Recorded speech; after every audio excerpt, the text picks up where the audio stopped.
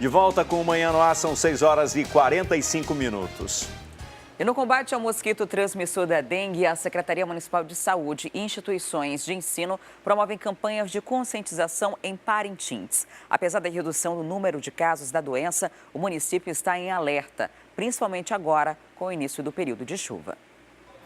Estudantes e profissionais da saúde de Parintins fizeram uma caminhada de conscientização de combate ao mosquito transmissor da dengue. Durante a campanha, o que não faltou foi criatividade e disposição. Fanfarras, brincadeiras e distribuição de panfletos fizeram parte da ação. Esse mosquito que pode muito bem trazer muitas doenças, é bom que cada um faça a sua parte e unido vamos vencer essa causa. É melhor prevenir do que remediar, portanto, Parintins, a comunidade, a sociedade, a prefeitura se mobilizando nesse trabalho de prevenção contra a dengue. Segundo dados da Vigilância em Saúde do município, nos últimos 2 anos houve uma redução considerável de casos de dengue em Parintins. Em 2015, foram registrados 516 casos. Em 2016, 95 casos. E em 2017, até o dia de hoje, já foram confirmados 26 casos. Com essas ações, desde o início do ano, e trabalhando a mobilização da comunidade escolar, nós estamos obtendo os melhores resultados relacionados principalmente à questão da redução da incidência, do Aedes aegypti no município de Parintins e, consequentemente, a redução de casos positivos. O cemitério é um dos locais onde o mosquito costuma se proliferar, principalmente por causa de água parada em vasos e plantas. E é no centro da ilha que é registrado a maior incidência de casos da doença. Isso acontece porque nesta região há muitos terrenos abandonados. Os que nós detectamos, eles são notificados e acabam realizando toda a parte da limpeza dos terrenos. E alguns imóveis também na área central, que as pessoas saem para trabalhar o dia todo e com isso a gente não consegue fazer o seu trabalho de rotina. Mas, apesar da redução do número de casos, o município está em alerta. O período sazonal das chuvas está chegando. Nós, mais uma vez, pedimos à população que mantenham os seus quintais limpos. A Secretaria de Limpeza Pública continua com as ações, recolhendo toda a parte, fazendo a limpeza na cidade e o meio ambiente também está trabalhando. E uma criança de 6 anos de idade morreu atropelada na tarde de ontem. O acidente aconteceu na zona leste da cidade. E quem tem os detalhes é o Danilo Alves. Olá, Danilo. O condutor foi preso, foi identificado? Sim, Wilson. Ele foi preso, é um motorista de 47 anos. Ele foi identificado como Júlio César Nogueira Gama. Bom, ele foi acusado de atropelar a pequena Jasmin, de apenas 6 anos, nome de princesa, né? Pois é, ela estava brincando com os coleguinhas por volta das 5 horas da tarde, lá na Avenida Grande Circular 2, quando o Júlio César passou com o caminhão e ele percebeu que uma dessas crianças tinha chutado a bola e que essa bola atingiu o farol. E quando ele percebeu que esse farol estava quebrado, ele deu a ré no veículo para poder saber quem é que foi a pessoa que tinha atingido a bola no farol. Quando ele deu essa ré, Jasmin estava no ponto cego. Ela foi atropelada e teve o crânio esmagado. Ela morreu na hora e o Júlio César foi detido pelos populares. Ele não foi agredido, ele foi levado para a delegacia e disse realmente essa história de que não tinha visto a criança no momento em que as pessoas ali estavam brincando, que as crianças estavam brincando. Ele foi encaminhado da delegacia ali da Avenida Grande Circular 2 para o 15º Distrito Integrado de Polícia e deve agora responder por esse crime, a morte da criança. Infelizmente, a mãe e toda a família estão todos abalados. Volto com você, Wilson. Que absurdo, né? Que negócio triste. E há uma máxima dos instrutores, de autoescola que é sempre atrás de uma bola vem uma criança. Então, quando observar um objeto desse, um brinquedo de criança no trânsito, pare, porque tem uma criança por perto. Muito obrigado, Danilo. E um dos destaques do Jornal A Crítica de hoje é: sem 13º, os rodoviários ameaçam fazer greve. Sindicato das Empresas de Transporte de Passageiros não vai pagar o 13º salário por conta de dívidas que a Prefeitura não paga. Essa e outras reportagens completas podem ser conferidas no seu celular ou tablet. É só baixar gratuitamente o aplicativo A Crítica Digital. Cadastrando-se, você ganha um mês de assinatura grátis. O aplicativo está disponível para os sistemas Android e iOS. E sobre esse assunto, a gente vai agora ao vivo lá para a Rádio FM O Dia. Vamos conversar com a Nayandra Amorim e o Cleiton Pascarelli, que estão por lá. Olá, meninos, bom dia. Bom dia. Bom dia.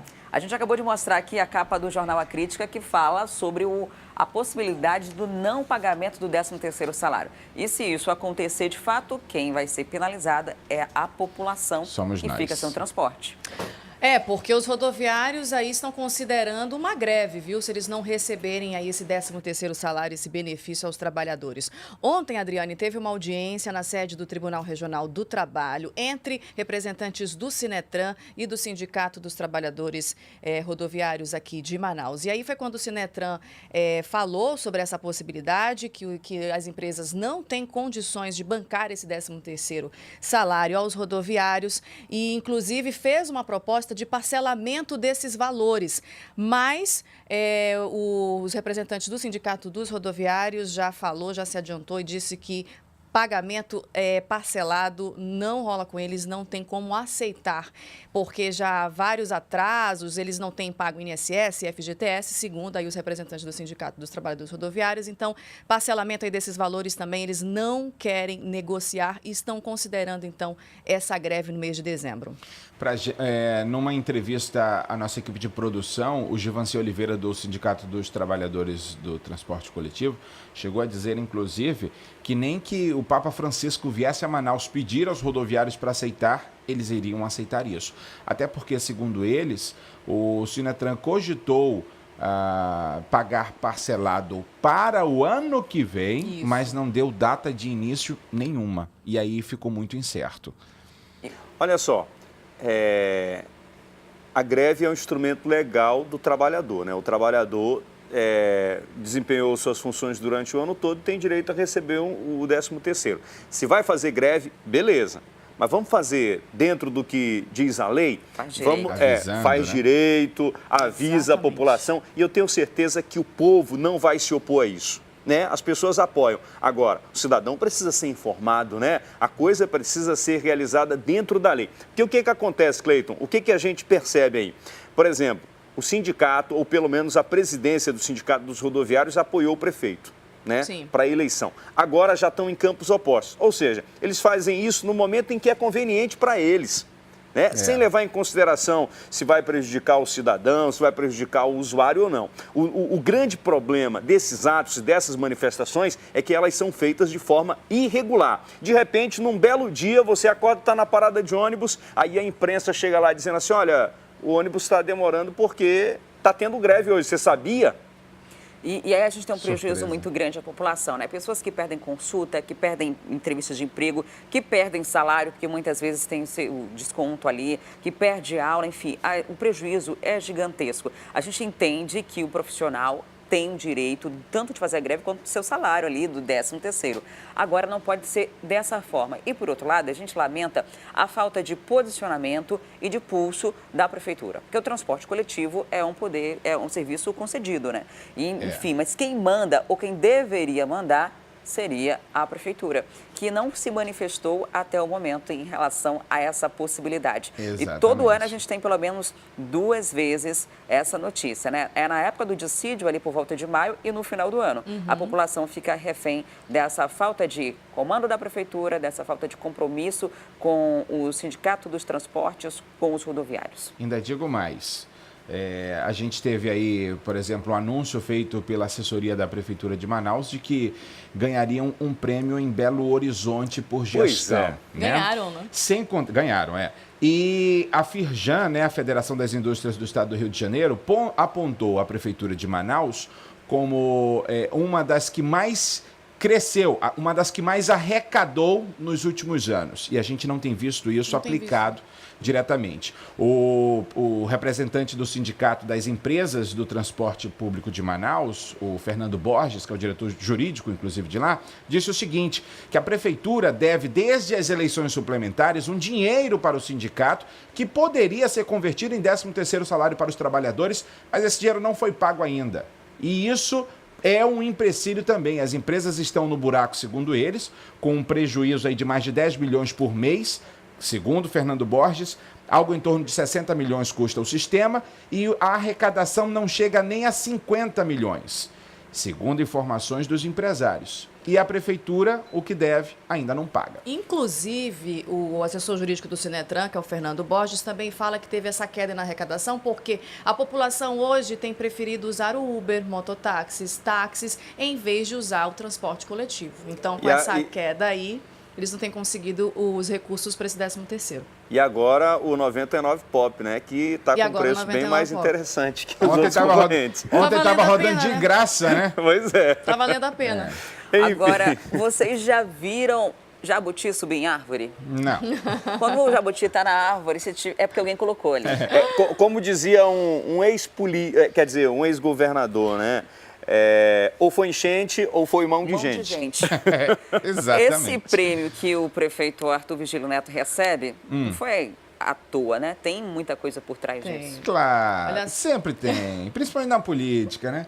Pois é, Arthur Neto e a Prefeitura de Manaus receberam um prêmio em reconhecimento à boa gestão. Esse prêmio foi realizado essa semana lá em Belo Horizonte, né?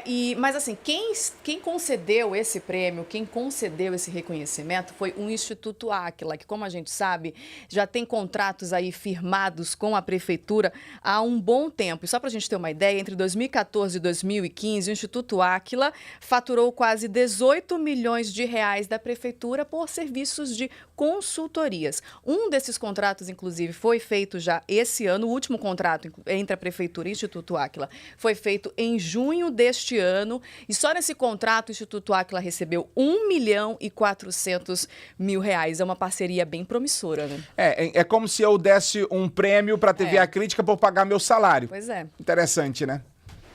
Agora, que reconhecimento esse, né? Essa boa gestão aqui do prefeito de Manaus. Pois é.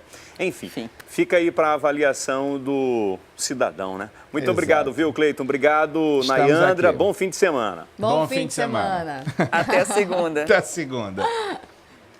E o Ministério Público Federal abriu processo seletivo para a contratação de estagiários em administração e direito. As vagas são para Manaus, Tabatinga e Tefé. Quem tem as informações sobre esse assunto é a Thea Morel, com quem eu converso agora. Olá, Thea. Até quando vão as inscrições? Bom dia. Bom dia, Wilson. Bom dia a todos. Olha só, essas inscrições, elas vão estar abertas até o dia 24 de novembro, mas os candidatos, eles precisam prestar atenção principalmente na questão do horário, porque elas vão estar abertas apenas até as 4 horas da tarde. E o processo é um pouquinho diferente daqueles que a gente está acostumado a ver. Primeiro, o candidato precisa entrar no site do Ministério Público Federal, no www.mpf.mp.br. Aí aqui para o Amazonas tem /AM, que é de Amazonas, /estagie conosco, é um endereço bem grande, mas está aparecendo aí na sua tela. Primeiro, esse candidato precisa imprimir, preencher essa ficha de inscrição, precisa ler direitinho o edital, né, dessa seleção e precisa entregar os documentos necessários, os documentos que são pedidos para essa seleção até o dia 24 de novembro, às 16 horas. Ou seja, não adianta só entrar no site, não adianta só acessar o endereço eletrônico, fazer ali o preenchimento da ficha de inscrição, não. Tem que realmente pegar essa ficha de inscrição, ver os documentos que estão sendo pedidos e entregar fisicamente na unidade que você quer estagiar. No caso, nós temos aí 3 endereços, porque como você falou, tem Manaus, Tabatinga e Tefé. Aqui em Manaus, é na sede do Ministério Público Federal, que fica na Avenida Efigênio Salles, no Aleixo. O número é 1579, é um prédio novo, né, que foi feito ali na Efigênio Salles e que abriga parte do Ministério Público Federal. em Tabatinga. O endereço é na rua Aires da Cunha, número 48, no bairro Ibirapuera, e no município de Tefé fica no centro, na rua Monteiro de Souza, número 629. Em cada uma dessas unidades, dessas 3 unidades do Ministério Público Federal, vão estar sendo selecionados 2 estagiários de direito, a princípio, mas tem a formação daquele famoso cadastro reserva que serve para os estagiários de direito e também de administração, ou seja, aqueles que não passarem nesse momento, nesse processo seletivo, podem, se forem classificados, serem chamados em uma outra ocasião. Critérios. Esses estudantes de direito de administração, eles precisam ter concluído pelo menos 40% do curso, quase metade do curso, dos créditos, das cadeiras ali que são disponibilizadas dentro da universidade e, portanto, o Ministério Público Federal está pedindo a documentação justamente para comprovar que esse candidato já fez aí pelo menos 40% do curso. O salário é de cerca de R$ 850, tem alguns benefícios, como também ali o auxílio transporte, principalmente para quem mora aqui na capital. E tem que se preparar também, não é só fazer essa inscrição até o dia 24 de novembro, não. Vai ter uma provinha de seleção que vai acontecer no dia 3 de dezembro, a partir de 9 horas da manhã. E o resultado desse processo seletivo para a seleção dos estagiários do Ministério Público Federal, ele sai no dia 15 de dezembro. Não precisa se preparar, assim, se der para estudar para rever alguma coisa, é melhor, claro. Mas o interessante mesmo é que o candidato vá com o seu conhecimento, na confiança, para quem sabe ser selecionado para esse estágio. Ok, obrigado, Teia. E para você que começou a acompanhar o Manhã no Ar, nesse momento a gente preparou um resumo das principais notícias até aqui. Confira. Fiação elétrica do estádio Carlos Zanetti é furtada. A empresa responsável pela segurança do estádio deixou de prestar os serviços há uma semana após inadimplência de antigos gestores. Homem tem carro roubado próximo à Praça do Bairro da Paz, na zona centro-oeste da cidade. O veículo era usado para vender sorvetes, que era a fonte de renda do comerciante. Alcoolizados e causando transtornos a motoristas, limpadores de vidros são presos na entrada do conjunto Manoa. Dos 3 detidos, um é ex-presidiário e outro tem passagem na polícia por roubo. Policiamento no centro de Manaus recebe reforço das ciclopatrulhas para o período das compras natalinas. Apesar dos comerciantes e clientes aprovarem a iniciativa, as ocorrências aumentaram mais de 20%.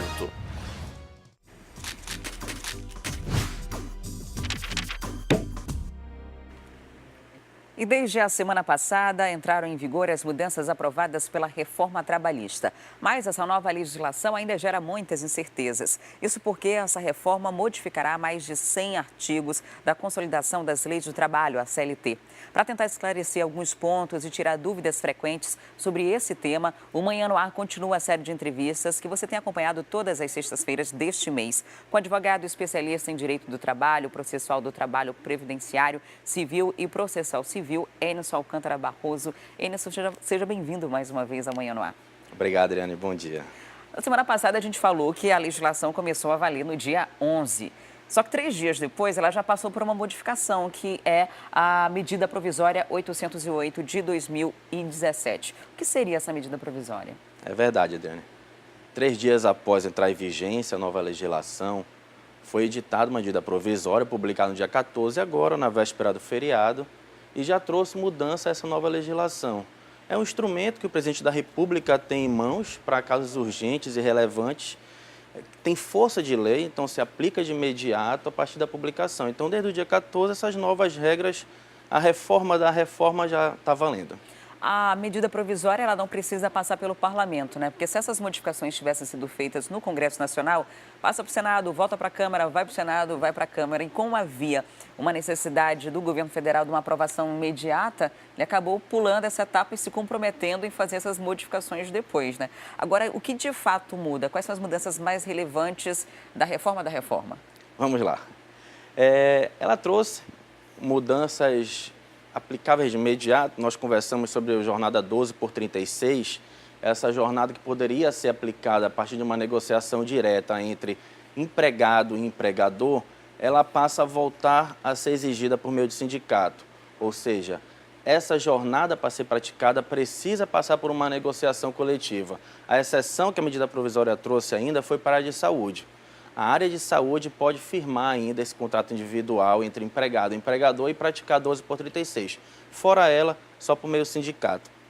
Além disso, o trabalho da gestante em ambiente insalubre era uma questão gerou bastante polêmica, né?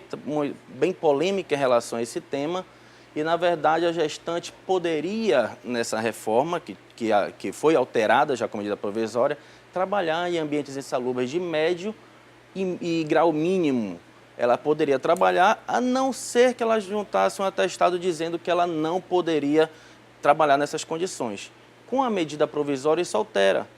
Agora, ela não pode trabalhar, no grau máximo ela já não podia, não pode trabalhar no grau médio e no grau mínimo. Mas, se ela quiser, ou seja, voluntariamente, e comprovar por atestado médico, ela vai poder trabalhar nessas condições da insalubridade em grau médio e mínimo.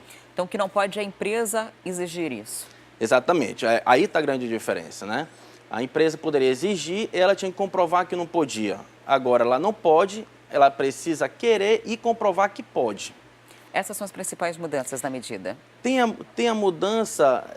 Essas são as principais, mas o contrato intermitente, nós conversamos na sexta-feira passada aqui, sofreu uma mudança considerável. Havia muitas lacunas, muita dúvida como é que ia praticar esse contrato. Inclusive a questão da rescisão dele, né? Não estava muito claro, na lei a medida provisória veio aclarar alguns pontos. O contrato intermitente, por exemplo, agora, aquele período de inativo, que ele fica sem a convocação, se perdurar por um ano, esse contrato passa a estar rescindido de imediato. E lembra que nós conversamos aqui na sexta passada que a remuneração desse trabalhador, ele se dava de imediato após a prestação de serviço. Então, ele já vinha o salário hora dele e vinha junto o 13º proporcional, as férias proporcionais, o descanso remunerado e alguns adicionais. E aí se criava a dúvida, e na rescisão? Quando houver a rescisão, o que ele vai receber? Não receberia a princípio nada porque ele já vinha recebido, já tinha recebido essas parcelas fracionadas ao longo da jornada, ao longo do contrato de trabalho. Com essa mudança, agora ele passa a ter direito a receber a metade do aviso prévio, a metade da multa do FGTS, que é 40, portanto ele recebe 20, levanta 80% do FGTS e recebe as verbas rescisórias também. Então, o 13º proporcional, como todo trabalhador, ele passa a receber também. Para quem não lembra, o trabalho intermitente é a legalização do bico, né? Você tendo ali um contrato na carteira assinada disso, seguindo essas regras. Agora, uma outra mudança aqui em relação ao imposto sindical. É verdade que ele acabou, a gente não precisa mais obrigatoriamente contribuir para o sindicato? Isso é o que a gente ouve por aí, né? Mas não acabar, não acabou. O imposto sindical é um imposto criado pela Constituição Federal e só ela poderia eliminá-lo.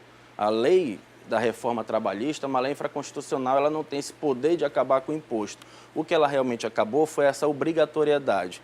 Ele passa a ser facultativo agora, ou seja, a empresa que tinha que todo mês de março descontar um dia do trabalhador compulsoriamente e encaminhar isso para o sindicato, agora ela só pode fazê-lo se tiver autorização expressa do empregado.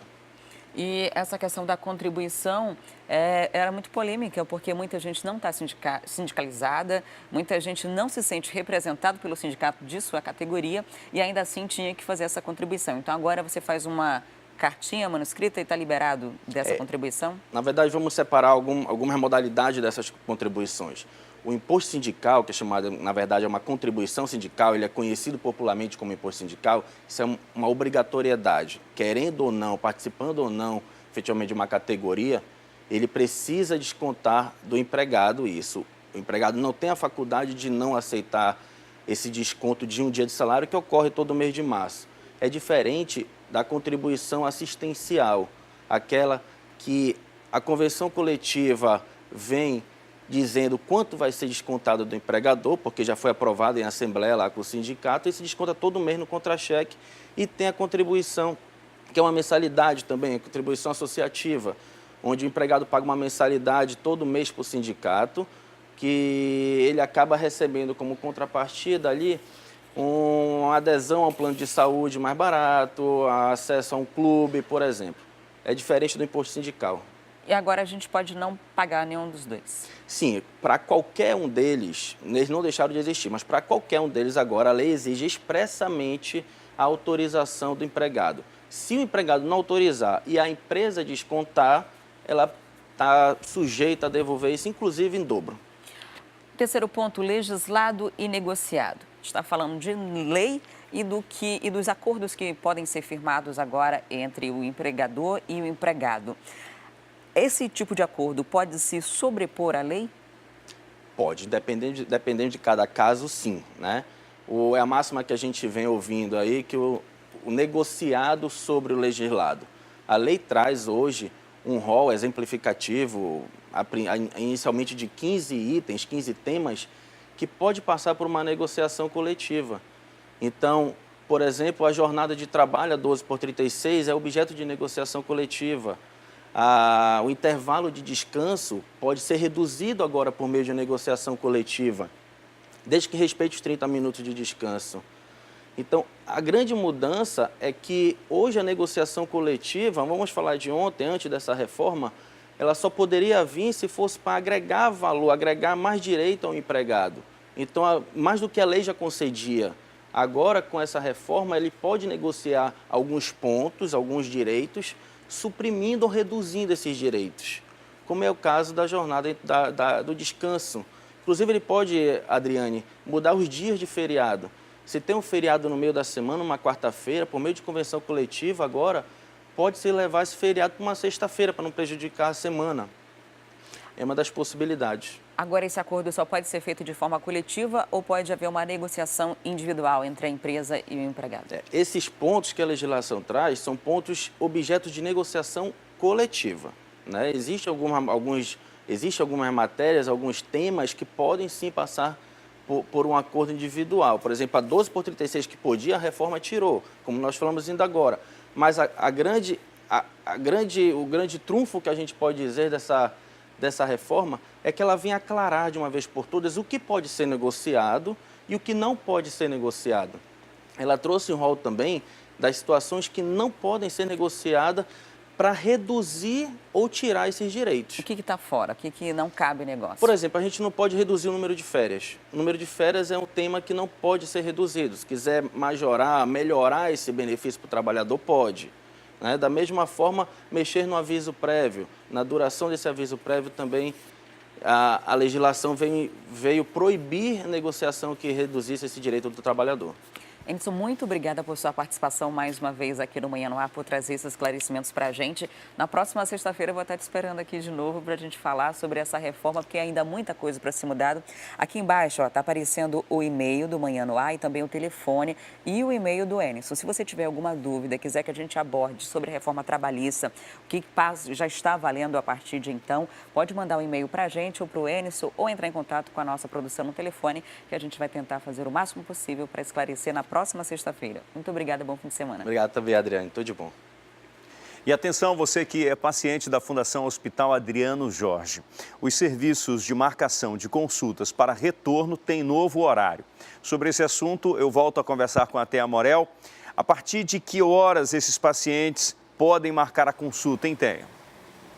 Olha, Wilson, essa marcação de consultas do retorno, ela começa agora a partir de 1 da tarde e vai até às 6 horas da noite. Antes, esses pacientes que iam retornar para o especialista, eles poderiam marcar a consulta a partir de 7 horas da manhã. Isso não é mais possível. E a pessoa tem que ir até a Fundação Hospital Adriano Jorge para fazer a marcação desse retorno. Então, o ideal é que realmente ela se programe de uma maneira melhor para não chegar de madrugada, porque vai ter que esperar até 1 hora da tarde para começar esse atendimento do retorno. Uma outra dica muito importante que foi dada pelos especialistas lá do Hospital e Fundação Adriano Jorge é que você precisa ir no dia da marcação, no dia que o seu especialista atende no hospital. Ou seja, se você tem que marcar o seu retorno para um médico que atende às segundas-feiras, você vai ter que ir na segunda-feira entre 1 até às 6 da tarde. Então é importante pegar a informação bem bonitinha, principalmente da primeira vez que você for fazer a consulta com o seu médico, para retornar lá no dia preciso e para poder fazer aí a marcação dessa consulta sem ter que ficar naquele vai e volta que é muito comum no sistema público de saúde. É importante também a gente dizer para os usuários que esse horário, né, essa marcação, ela vale só para quem vai fazer o retorno, para quem já conversou com o especialista, para quem já fez a primeira consulta e tem que marcar o seu retorno.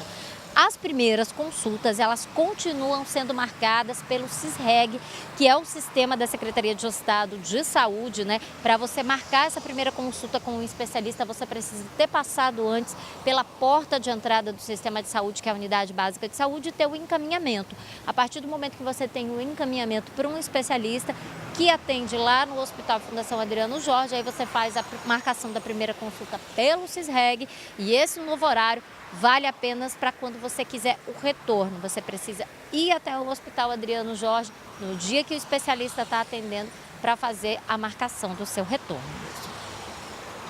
Bom, e ainda falando de saúde, Teia, hoje é o Dia Mundial de Combate ao Câncer de Próstata. E a Unidade Básica de Saúde Luiz Montenegro vai ter uma programação especial para os homens. Eu queria que você falasse para a gente quais os atendimentos serão oferecidos por lá, a partir de que hora que ela deve estar atendendo. Olha, Wilson, esse atendimento ele vai acontecer no horário da manhã e também no horário da tarde. Pela manhã o atendimento começa a partir de 8 horas, né?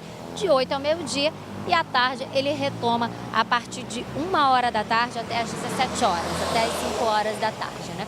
Os atendimentos que vão estar sendo oferecidos nessa unidade são a consulta, a testagem rápida, né? Tem também a medição, a aferição de pressão arterial e também o teste de glicemia. O teste de glicemia é muito importante para a gente saber ali naquele primeiro momento se está com açúcar muito alto, e quem sabe isso pode indicar aí que a pessoa está tendo diabetes ou está começando a desenvolver o diabetes, né? Que é uma doença crônica. E tem também palestras educativas, principalmente para os homens, né? A gente sabe que o câncer de próstata é um mal realmente que atinge muitos homens, principalmente os que são mais velhos. Existe aquele teste, né, que é o exame que detecta ali a mudança na próstata, no tamanho da próstata. E esse teste, ele é muito importante porque é uma das maneiras que o médico tem de saber se o câncer de próstata pode ou não estar se manifestando no paciente. É importante porque essa é uma doença silenciosa, esse é um teste que realmente te dá uma dica se você pode estar com algum tipo de alteração ou não. E é realmente é um teste muito importante porque ele é essencial, é uma das poucas maneiras que se tem para fazer esse diagnóstico. Essa unidade básica de saúde fica na Avenida Laguna, número 1357, no bairro Lírio do Vale. Então, se você for homem e quiser esse atendimento, corre lá. Ok, muito obrigado, Teia. E agora vamos saber onde está o nosso drone nesse exato momento. Nós estamos aqui no Parque 10, na Avenida Mário Ipiranga Monteiro, chegando ali na bola do Eldorado. Quem pega à direita passa para Djalma Batista, né? Entra no conjunto Eldorado. E a gente vai se aproximando, agora o fluxo começa a fluir, porque tem um semáforo ali que estava retendo, né? A gente vai seguindo pela Mário Ipiranga Monteiro, aparentemente o fluxo tranquilo, mas também porque agora que os veículos começaram a transitar naquela área. Aqui na esquerda, quem está saindo também do Parque 10, quem vem da perimetral, e o acesso acaba aparentemente tranquilo, e aí tem a retenção por conta do semáforo. Ele é um problema constante, porque tem a direita livre, e muita gente acaba empatando essa direita livre por ignorância, né, por não saber, ou às vezes mesmo porque está querendo ganhar tempo, fugir do trânsito lá do fundo. Aí a gente vai seguindo agora pela Mário Ipiranga para dar acesso ao viaduto, e o trânsito na chegada do viaduto também é lento. E a nossa capital está cinzenta, né? É estranho ver Manaus assim, porque geralmente a gente vê com o sol muito forte. E não é fumaça não, né? Porque ontem a gente teve chuva, teve alguns chuviscos, né? O tempo está fechado mesmo, está ali nublado. E a gente fica na expectativa de que esse sol apareça. Afinal de contas, hoje é sexta-feira, estamos se aproximando aí do fim de semana. E um solzinho para a gente pegar e ir ali para um balneário, para um flutuante, né? É sempre muito bom, né? Ou se é. E a gente mostra daqui a pouco, depois do intervalo comercial, que ainda falta um mês para o Natal e já tem gente se mobilizando para fazer o Natal de alguém feliz, um Natal diferente. A gente vai mostrar também mais informações ao vivo do trânsito na cidade, então não saia daí porque o Manhã no Ar volta já.